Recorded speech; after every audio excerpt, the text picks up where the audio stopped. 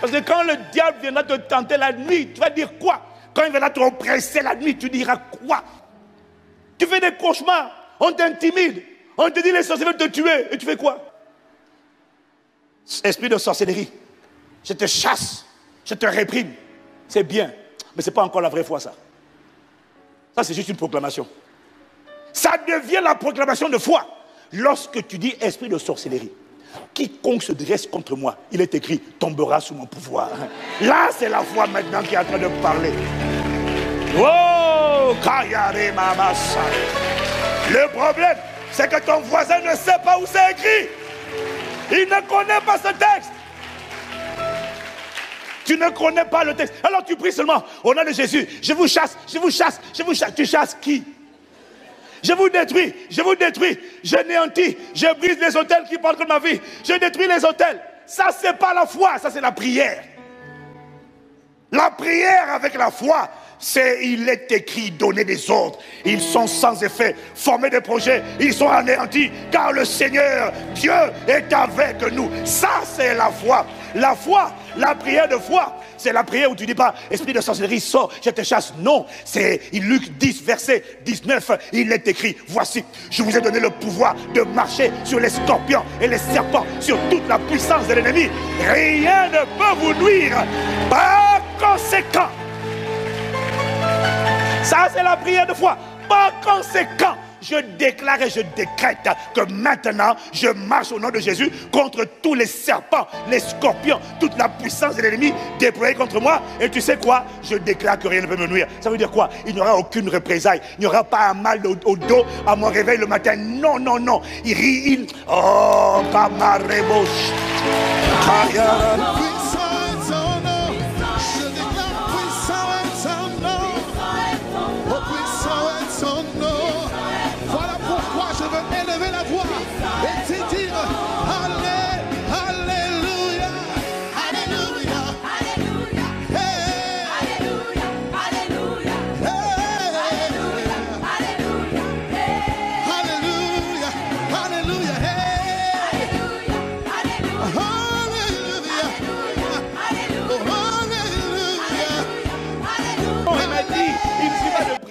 Il faut prier avec foi. Mais comment tu sais que quelqu'un prie avec foi? Parce que la prière avec foi, c'est pas seulement la prière qui demande, la prière qui proclame, la prière qui rend grâce. C'est la prière qui s'appuie sur la parole. Une prière qui ne s'appuie pas sur la parole n'est pas une prière faite avec foi. Parce qu'il faut que la prière s'appuie sur la parole. Ça veut dire quoi? Lorsque tu pries, lorsque tu demandes, parce que tu vois, si tu ne comprends pas ça, tu vas dire, oh Seigneur, au nom de Jésus, mariage, mariage, mariage, travail, travail, travail. Seigneur, vraiment, envoie, donne, pourvois mes besoins, pourvois mes besoins, pourvois mes besoins. Tu peux prier comme ça longtemps. Seigneur, pourvois. Hey,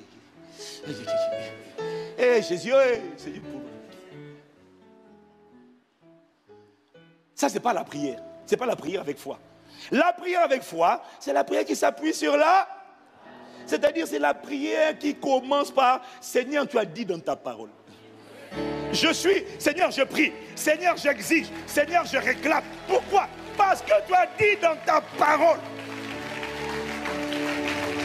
S'il n'y a pas, tu as dit dans ta parole, il n'y a pas la foi. Parce que la foi s'appuie, ou postasis, s'appuie sur quelque chose que Dieu a dit. Le challenge dans l'église d'aujourd'hui, du 21e siècle, c'est que les gens ne savent pas ce que Dieu a dit.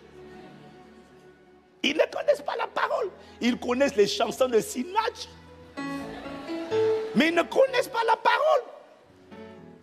Il faut s'appuyer sur la parole. La prière qui ne s'appuie pas sur la parole, ce n'est pas la prière faite avec foi. Je n'ai pas entendu. Dis à quelqu'un, il ne suffit pas de prier. Mets la parole dans la prière. Dis-lui, mets la parole. Et la prière faite avec foi, c'est la prière qui est appuyée sur la parole. Quand tu parles au diable, il ne suffit pas de parler. Il faut parler avec la parole. Tu savais le nombre de gens qui disent, au nom de Jésus, je chasse cette maladie. Maladie, tu sors de mon corps. Maladie, je suis guéri. Tu es guéri pourquoi? Tu t'appuies sur quoi? Je chasse cette maladie. Je détruis la maladie. D'accord, là tu as prié. Où est la foi? Ajoute la foi. Parce que s'il n'y a pas la foi, tu vas prononcer des paroles. La puissance vient de la parole. Dieu veille pas sur la prière, Dieu veille sur la parole pour l'exécuter. Dieu veille sur la parole. Maladie, je commande ta désintégration. Ça, c'est pas la prière. La prière, c'est pas la prière avec foi. La prière avec foi, c'est maladie, je commande ta désintégration. Car il est écrit, par ces meurtrissures, j'ai été guéri. Ça, c'est number one. Deuxièmement, il est écrit, il n'y a désormais plus aucune condamnation pour ceux qui sont en Christ et qui marchent non selon la chair, mais selon l'esprit. En effet, la loi de l'esprit de vie en Christ Jésus m'a affranchi de la loi du péché et de la mort. Mort, où est ta victoire? Mort, où est ton aiguillon? Dans le nom de Jésus, je te taille en pièces. Tu quittes mon corps parce que ce corps a été racheté, car vous avez été lavé, vous avez été racheté au prix du sang précieux de Jésus-Christ. Ce corps a été racheté par le sang, et le sang parle en ma faveur. C'est la parole. Il ne suffit pas de prier. Quelqu'un me dit Amen. Tu vois, ça, ce sont les fondamentaux. Mais si le Saint-Esprit m'a donné cette parole, parce qu'il y a beaucoup qui ne connaissent pas les fondamentaux. Beaucoup prient. Je me marie, Seigneur, je me marie. Mon mari. Mais tu t'appuies sur quoi? Tu t'appuies sur quoi? Seigneur, il est écrit dans ta parole. Il n'est pas bon que l'homme soit seul. Et il est aussi écrit quelque part que celui qui brûle se marie. Moi, je n'ai pas le don de célibat. Donc, Seigneur, je suis qualifié, je m'appuie sur la parole. Je dis que celui qui brûle se marie. Donc je suis qualifié pour me marier. Est-ce que quelqu'un me suit? Dis à quelqu'un, il ne suffit pas de prier. Non. Il ne suffit pas de prier. Il ne suffit pas de demander. Il ne suffit pas de proclamer une chose et de croire seulement que ça va s'accomplir. Non. Il faut que ce que tu crois, ce dont tu crois que ça va s'accomplir, soit basé sur la parole. Si toi tu as prié et tu dis maintenant je crois que j'ai reçu, alors je le verrai s'accomplir. Et que tu n'as pas appui, tu ne t'appuies pas sur une parole que Dieu a donnée, ce n'est pas la foi. C'est un souhait, c'est un espoir, c'est une espérance, mais ce n'est pas la foi. Dieu n'est pas engagé dans l'espérance. Dieu est engagé lorsque la foi est trouvée dans ton cœur et cette parole s'est gardée dans ton cœur. Dieu veille sur cette parole-là pour l'exécuter. Quelqu'un dit Amen. Amen. Beaucoup confondent la foi et la pensée positive. Positive, ils espèrent. Ça va aller, ça va aller, ça va aller. Ça va aller, ça va aller, ça va aller. Non. La foi repose sur ce que Dieu a dit. Je n'ai pas entendu ton Amen. On peut prier sans prier les prières de foi. Sans associer la foi. Seigneur, sauve ma famille. Seigneur, sauve mes parents, sauve mes frères et sœurs. Pourquoi? Tu pries comment? Oh Seigneur, sauve mes... Mais qu'est-ce qui te garantit que Dieu va sauver ta famille? Mais non, il est obligé de sauver. Pourquoi? Mais non, mais parce que s'ils vont en enfer, c'est pas bien. Oh Seigneur, sauve, je te prie. Sauve, oh, aie compassion, sauve mes parents, sauve mon frère, sauve ma femme, sauve mes enfants, sauve mon mari, Seigneur, pourquoi? Et il y a une fois qu'il demande pourquoi? Oh Seigneur, parce que s'ils ne vont pas sauver, ils vont aller en enfer, c'est pas bien, vraiment, tu ne peux pas laisser faire ça. Ah, ce n'est pas la foi. La foi dit, Seigneur, sauve-les. Pourquoi? Tu as dit dans ta parole, crois au Seigneur Jésus, tu seras sauvé, toi et toute ta famille. Ma famille est éligible pour le salut. Je réclame le salut pour cette famille. Là, tu as prié avec foi. Et Dieu prend cette parole qui est dans ton cœur et il dit, je vais l'exécuter, garde seulement la parole. Donc la prière que Dieu agrée, la prière persistante exige la foi. La prière que Dieu exauce et manifeste exige la foi. Mais la question que je te pose, c'est comment peux-tu prier avec foi si tu ne sais pas ce qui est écrit? Comment tu fais? Tu as aidé du nombre de gens, ils ne sont pas capables de citer les versets bibliques. Ils ne savent pas. Donc, quand tu pries, c'est Seigneur agis. Seigneur agis. Sur quelle base j'agis? Agis seulement. Non. Qu'est-ce que j'ai dit? Tu t'appuies sur quoi? Quand tu parles à Satan, Satan ne craint pas tes paroles. Satan craint la parole de Dieu que tu libères. Parce que le feu, ce n'est pas ta parole, ton opinion. Le feu, ce n'est pas ton espérance. Le feu, c'est la parole qui est dans ton cœur et que tu lâches par ta bouche.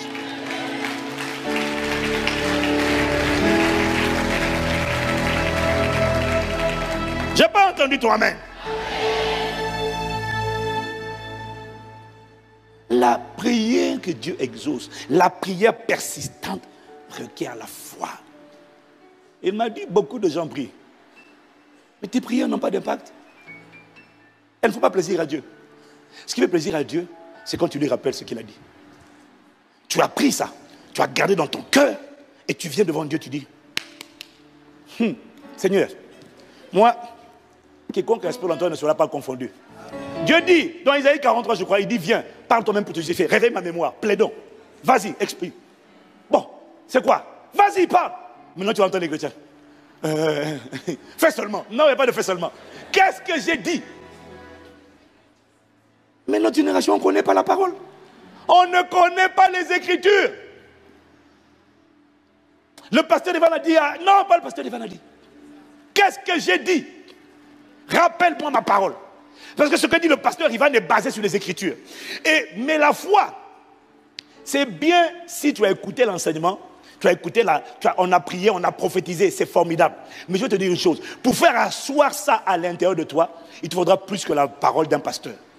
Il faudra que tu fasses comme les chrétiens de Béret. Le pasteur Paul a prêché. Ils disent Amen, pasteur Paul. Maintenant, Actes chapitre 17, verset 11. Quand ils vont à la maison, la Bible dit qu'ils examinent les Écritures pour savoir si ce que Paul a dit, c'était ça.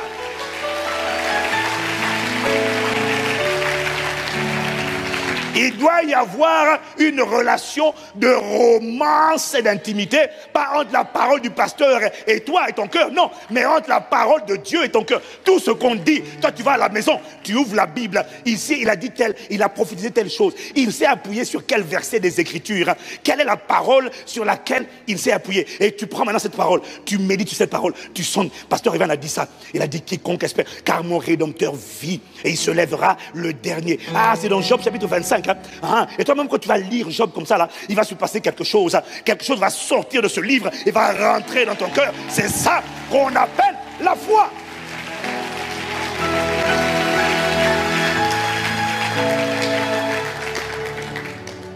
Quelqu'un dit amen. Il ne suffit pas de prier. La prière que Dieu manifeste, c'est la prière avec foi. Bien aimé, beaucoup ne prient pas avec foi. Il prie avec espérance. Seigneur, fais seulement. Seigneur, fais seulement. Non. Tu dis, qu'est-ce que j'ai dit? Tu as besoin de prier avec la parole. Tu as besoin de proclamer avec la parole. C'est pour ça que tu as des gens, ils prient. Et là, tu es déprimé. Tu pries, la dépression ne part pas. Parce que ce qui chasse la dépression, ce n'est pas la prière seule.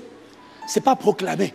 C'est proclamer la parole. Le feu est dans la parole. Le marteau, c'est la parole. L'épée, c'est la parole. Ce n'est pas la prière. La prière doit être faite avec la parole. Tu pries et tu te demandes, mais ça fait, tu pries, explique-moi. Tu pries, tu es toujours triste. Tu pries, tu es toujours inquiet. Tu pries, tu as toujours peur. Pourquoi? Parce que tu ne pries pas avec la parole. Quand tu vas prier avec la parole, tu vas proclamer à l'esprit de peur. Tu vois, non? Mais tu dis quoi à l'esprit de peur? Tu dis quoi? Esprit de peur, sors de ma vie au nom de Jésus. Mais quoi d'autre? Jésus a dit, je vous laisse ma paix, je vous donne ma paix. C'est cette paix-là que je prends au nom de Jésus-Christ.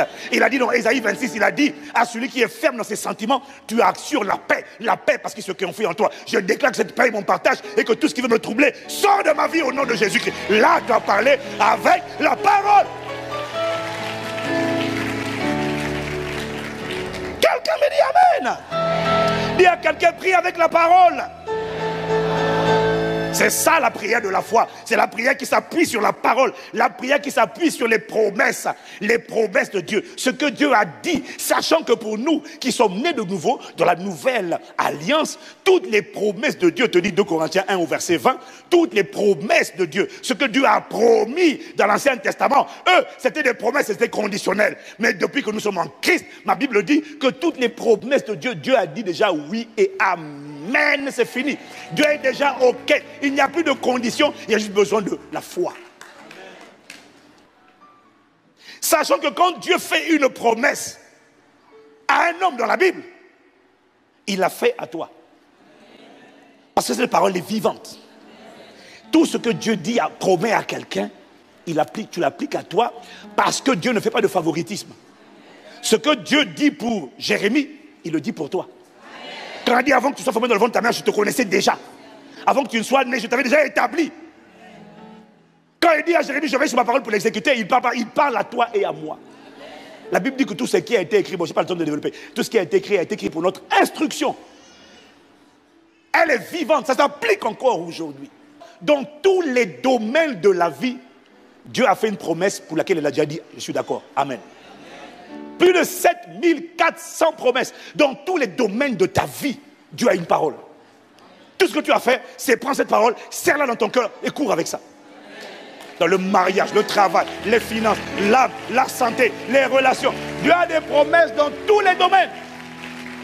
Mais comment fais-tu pour prier avec foi si tu ne connais pas les Écritures? Est-ce que quelqu'un me suit?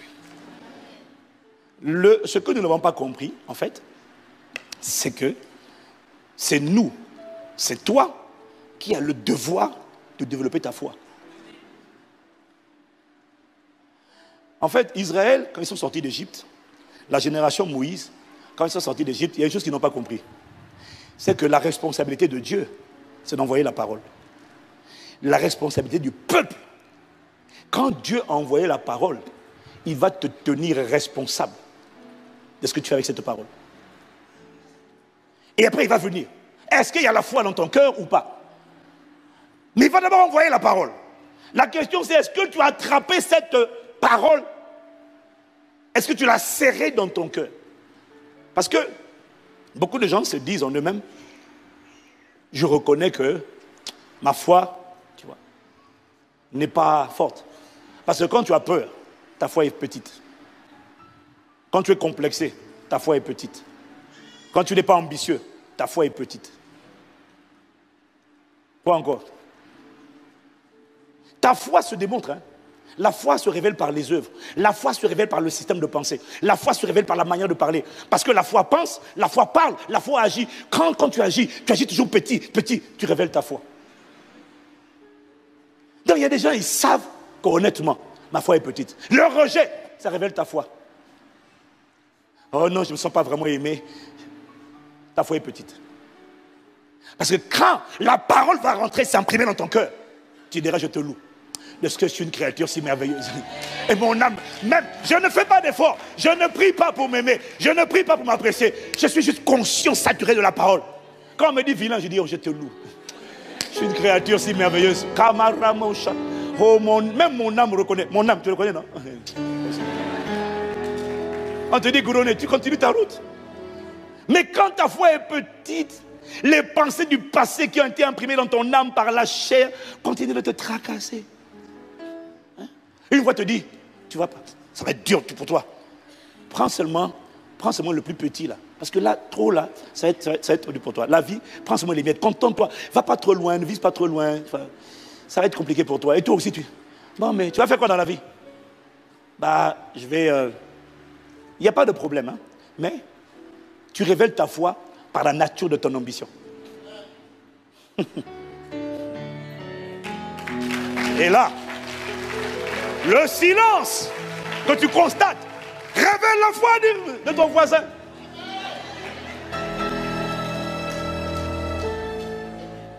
Tu révèles ta foi par la nature de ton ambition. Est-ce que tu as idée du nombre de... Regarde le nombre de gens. Personne ne t'a parlé. Quand tu penses futur, tu prends juste le moins, le plus petit. Enfin, Et tu appelles ça l'humilité, la modestie. Non, mais moi, bon, même un petit boulot là, si je gagne 2000 euros, 3000 euros, c'est déjà bien. Tu révèles ta foi. Avec quoi? C'est avec ça que tu vas financer l'évangile? C'est avec ça que tu vas mener l'évangile aux extrémités de la terre? C'est avec ça qu'on va faire les œuvres de compassion? C'est avec ça?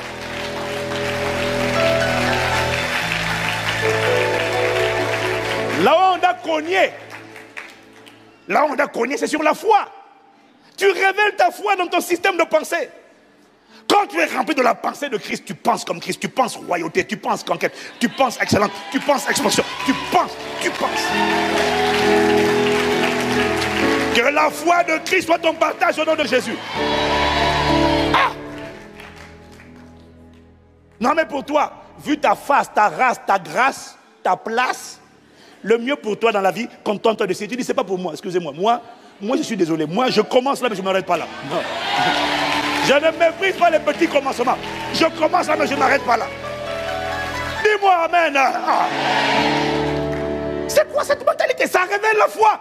Les gens ne passent pas du temps dans la parole. Ils ne se saturent pas de la parole, ça se voit. Une parole négative d'un professeur, d'un parent, tu as battu. Tu n'as pas la foi. On te dit non, là personne n'a jamais fait. Ah, bon, d'accord. Hein? Je serai le premier. Tel il est, tel je suis. On te dit non. Église, tout est dans la foi est le moteur de tout.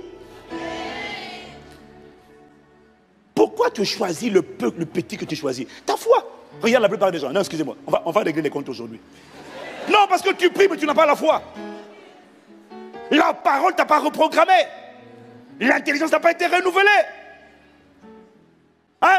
Tu parles quelle langue? Tu parles anglais? Little bit. Tu parles espagnol? Ah, me débrouille, hein. Et tu comptes parler couramment l'anglais ou pas? Tu viens de révéler ta foi. Tu viens de révéler l'ampleur de ta vision. Parce que si tu te vois à la dimension internationale, si tu te vois déployé dans tout le monde, ça veut dire que tu sais, attends. Parce que la langue là, c'est la clé de la communication. C'est la clé pour entrer dans les cultures des gens. Si tu te vois homme d'affaires, tu te vois en train de se déployer partout, tu te prépares. La preuve de la foi, c'est la préparation. Je sais que je vais là-bas, je me prépare. Je sais que je vais là-bas. Alors, je me redimensionne déjà.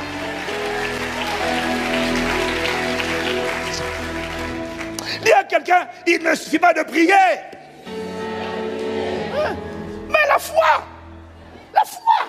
Et la foi se voit. Quelqu'un qui a la foi, on ne peut pas le démonter. Hein? Tu as la foi, on va te démonter où? Comment on va t'intimider quand tu es un homme de foi?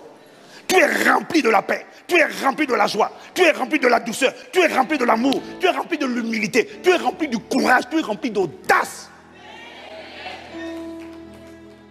Même quand tu traverses l'épreuve, même quand ça fait mal, une voix vient te parler. Et elle te dit, quand tu traverseras le feu, je serai avec toi. Quand tu traverseras les grandes eaux, elles ne te submergeront pas. Donc tu traverses et tu as la tête haute.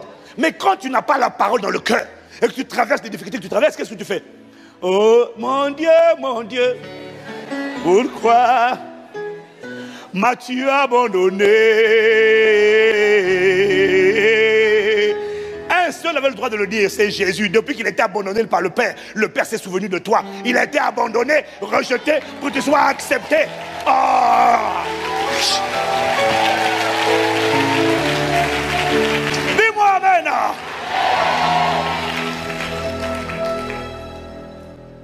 Le problème, vous savez, c'est quoi? On a une génération qui prie sans la foi parce qu'elle n'a pas compris que la responsabilité de Dieu, c'est de te donner la parole. Mais ta responsabilité à toi, c'est de nourrir ta foi et de la développer, de la muscler, de l'étirer. Et les gens ne font pas ça. Tu sais pourquoi? Les gens n'aiment pas faire des efforts. Alors ils donnent des excuses. Je reconnais que ma foi est petite. Parce que le domaine dans lequel tu commences, tu chancelles, c'est un domaine dans lequel ta foi est insignifiante. Tu as la mesure de foi qui permet de croire en Jésus, le Sauveur, Mais tu n'as pas la foi qui permet de dominer, de régner, de triompher. Que cette foi vienne à toi au nom de Jésus. Tu vois, c'est la responsabilité de donner la parole. Israël n'avait pas compris. Vous voyez, quand Israël, Dieu leur a parlé, il leur a fait des promesses. Maintenant, quand ils marchent dans le désert, dès qu'ils rencontrent une épreuve, ils se plaignent. Une autre épreuve, ils se plaignent. Dieu dit, je suis avec vous. Dès qu'ils auront une épreuve, ils se plaignent. À un moment donné, Dieu s'est fâché contre eux. Mais pourquoi Dieu se fâche contre nous? Mais si on n'a pas la foi, on n'a pas la foi? Non. Si tu n'as pas la foi, c'est ta faute.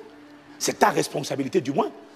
Parce que Dieu, quand il a parlé, c'est à toi de travailler pour faire en sorte que cette foi rentre en toi et s'imprime sur les tables de ton cœur et ne quitte pas. C'est à toi, monsieur, madame, quand Dieu a parlé, il a envoyé sa parole de nettoyer ton cœur, d'enlever les épines. De Matthieu 13, la parabole du semeur, c'est à toi d'enlever les épines. Parce qu'il dit, les épines dans le champ de ton cœur. Parce qu'il dit, dans telle terre, la parole est tombée dans un cœur où il y avait un cœur pierreux. L'autre, c'est un pierre avec des épines. Les épines du rejet, les épines de l'amertume, les épines du manque de pardon. L'autre, c'est les cœurs pierreux. C'est à toi de débroussailler, de faire le ménage dans ton cœur, de discipliner, crucifier ta chair, discipliner ton âme, d'enlever ce que Dieu n'a pas planté afin d'accueillir. Parce que si ces choses-là, ces épines-là, ces inquiétudes, ces soucis du siècle présent, comment je fais pour travailler, pour me marier, ces choses-là, dès que la parole va venir, la parole est pure, elle était envoyée, mais quand elle rentre dans le champ de ton cœur, la parole est automatiquement désagrégée, elle se désintègre, elle est absorbée, elle est noyée. C'est à toi de faire le ménage. C'est pour ça que dans Jacques, chapitre 4, au verset 8, si on lit avec la version du semeur, dans Jacques 4, au verset 8, il dit, approchez-vous de Dieu et il s'approchera de vous, nettoyez vos mains pécheurs et purifiez vos cœurs, vous qui avez le cœur partagé, purifiez ces cœurs, purifiez. C'est à toi de le faire, de faire la place pour que la foi s'installe. Mais comment on fait ça? Tu dois travailler, tu dois faire un effort. La vérité, c'est que tout ce qui ne fait pas partie de tes habitudes d'enfance, quand tu vas vouloir le faire, ça va nécessiter un effort. Le problème, vous savez, c'est quoi? On ne fait pas d'efforts. Ce qui est terrible, c'est que tu fais des efforts pour réviser tes notes à l'école, tu fais des efforts pour préparer tes dossiers pour le travail, mais tu ne fais pas d'efforts. C'est-à-dire que tu es prêt à accepter le mot labeur, accepter le mot souffrance, accepter le mot effort pour les choses de ce monde, mais pas pour ta foi. La foi ne rentre pas comme ça. Ça exige un labeur, un effort. Ou passer du temps dans la parole, en train de prier dans la parole. Pendant que tu pries, tu lis la parole. Ça nécessite de passer du temps à écouter la parole. Et quand tu vas écouter, tu vas à la maison et tu vas réfléchir sur ce que tu as écouté. Non, mais tu le fais pour l'école, tu le fais pour les examens, tu le fais pour le travail, mais tu ne le fais pas pour ton esprit, alors que la foi t'amènera plus loin que tous tes diplômes réunis.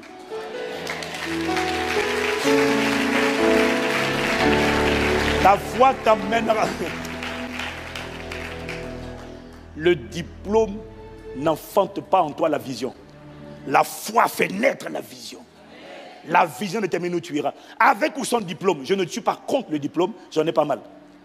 Mais je dis que ce n'est pas le diplôme qui fait la différence. C'est la foi. Le problème, c'est que tu es obligé de faire des choix dans la vie. Pour que la foi monte en toi, il y a un effort, il y a un effort, il y a un labeur. Tu vas devoir dire non à certains divertissements. Tu vas devoir dire non à certaines fréquentations inutiles, non à certains gaspillages de temps et accepter de passer un peu de temps. Non, mais moi je pensais que c'était le pasteur Ivan qui devait le faire pour nous. Formidable, le pasteur il le fait pour lui-même, mon gars. Chacun de nous doit passer du temps dans la parole. Parce que quand le diable viendra te tenter la nuit, tu vas dire quoi? Quand il viendra te oppresser la nuit, tu diras quoi? C'est ça. C'est pour ça que les gens ont peur. Et il n'y a pas la foi. Tu fais des cauchemars, on t'intimide, on te dit les sorciers veulent te tuer, et tu fais quoi? Il n'y a pas la foi. Esprit de sorcellerie, je te chasse, je te réprime. C'est bien, mais ce n'est pas encore la vraie foi, ça. Ça, c'est juste une proclamation. C'est une proclamation. Ça devient la proclamation de foi lorsque tu dis esprit de sorcellerie, quiconque se dresse contre moi, il est écrit, tombera sous mon pouvoir. Là, c'est la foi maintenant qui est en train de parler. Oh, Kayare Mamasa. Le problème, c'est que ton voisin ne sait pas où c'est écrit. Il ne connaît pas ce texte. Tu ne connais pas le texte. Alors tu pries seulement au nom de Jésus. Je vous chasse, je vous chasse, je vous chasse. Tu chasses qui?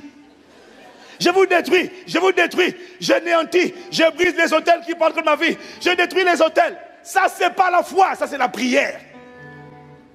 La prière avec la foi, c'est, il est écrit, donner des ordres. Ils sont sans effet, former des projets, ils sont anéantis, car le Seigneur, Dieu, est avec nous. Ça, c'est la foi. La foi, la prière de foi, c'est la prière où tu dis pas, esprit de sorcellerie, sors, je te chasse. Non, c'est Luc 10, verset 19, il est écrit, voici, je vous ai donné le pouvoir de marcher sur les scorpions et les serpents, sur toute la puissance de l'ennemi. Rien ne peut vous nuire. Par conséquent, ça c'est la prière de foi. Par conséquent, je déclare et je décrète que maintenant, je marche au nom de Jésus contre tous les serpents, les scorpions, toute la puissance de l'ennemi déployée contre moi. Et tu sais quoi? Je déclare que rien ne peut me nuire. Ça veut dire quoi? Il n'y aura aucune représailles. Il n'y aura pas un mal au dos à mon réveil le matin. Non, non, non. Il rit, oh, Kamarebos. Kayara Marebos. Il y a quelqu'un prie avec foi. Ouais, c'est ça. Tu me regardes bizarrement parce que toi, c'est de toi qui parlais. C'est de toi que cet esprit me parlait. Non, tu pries, tu proclames, il n'y a pas la parole. Hein?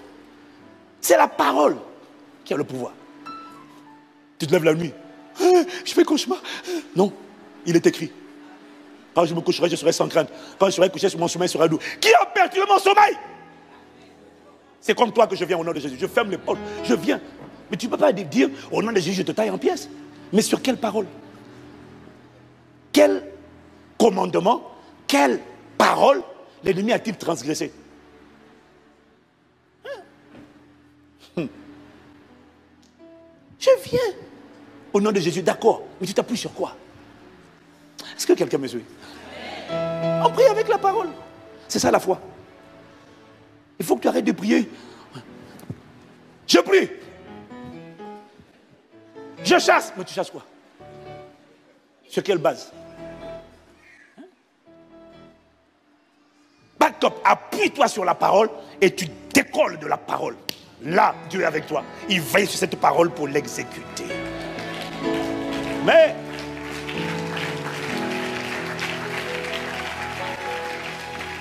Paul parle de l'œuvre de votre foi, le labeur de votre foi. La foi ne naît pas comme ça. Il y a un labeur, il y a un effort. Ça va. C'est la souffrance, c'est juste l'âme. C'est juste quitter une mauvaise habitude et asseoir une nouvelle habitude. C'est de méditer la parole. Ah mais j'aime pas trop ça. Je ne suis pas habitué, moi non plus. Non, personne n'est habitué. Mais à force de le faire, tu passes du temps dans la parole. Et quand tu lis la Bible, tu pries en langue.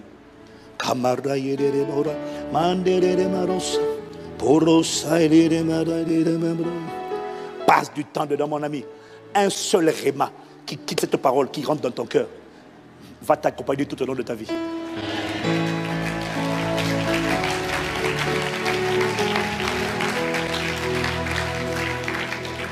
Dis Amen.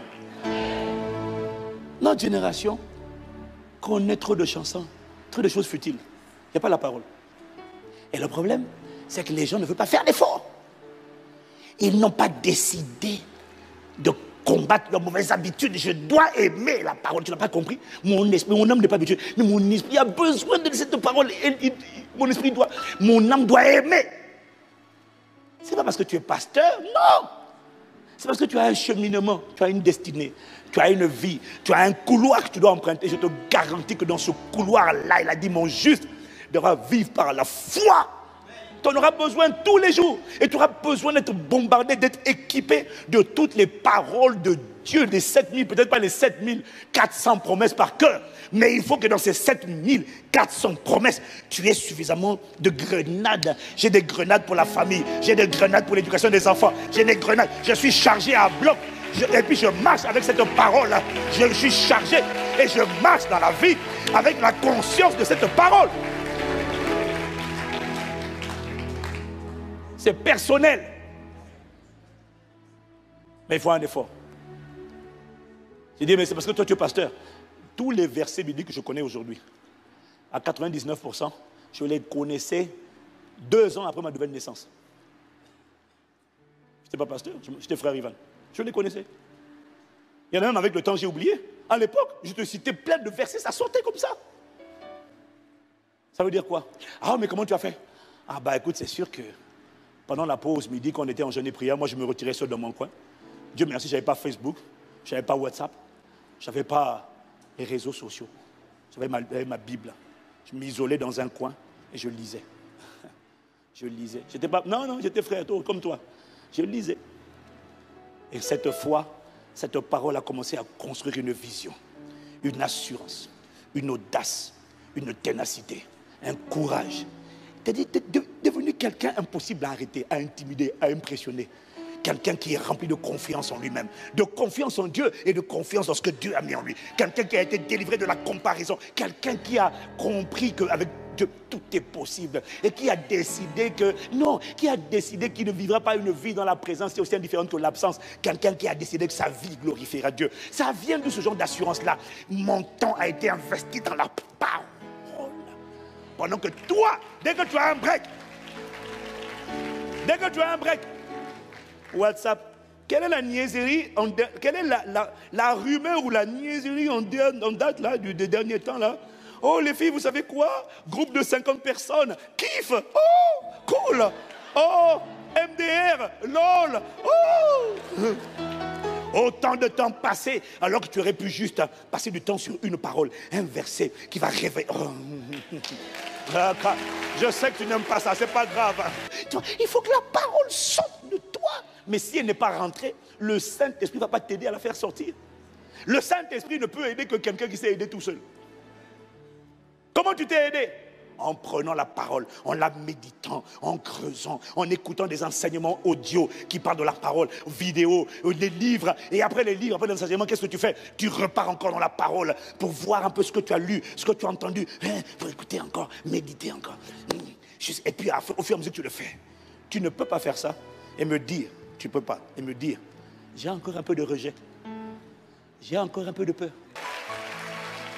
C'est impossible de passer du temps dans cette parole, de te noyer dans la parole et d'avoir peur de quoi que ce soit. Même quand tu vas avoir peur, la parole maintenant te téléguide.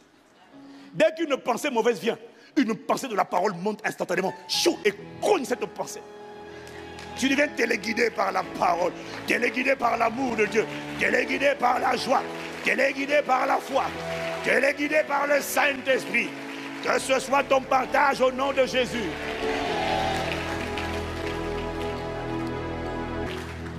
Décide de te construire. Personne ne le fera pour toi. Sauf que ta dimension de foi déterminera jusqu'où tu iras. Pas ton diplôme, pas ton travail, c'est ta foi. Le plus grand atout, c'est avec quoi Dieu opère, c'est la foi. Quand ta prière devient des prières basées sur la parole, donc des prières de foi, waouh, on ne peut pas te bloquer. Je te vois y arriver au nom de Jésus. Amen.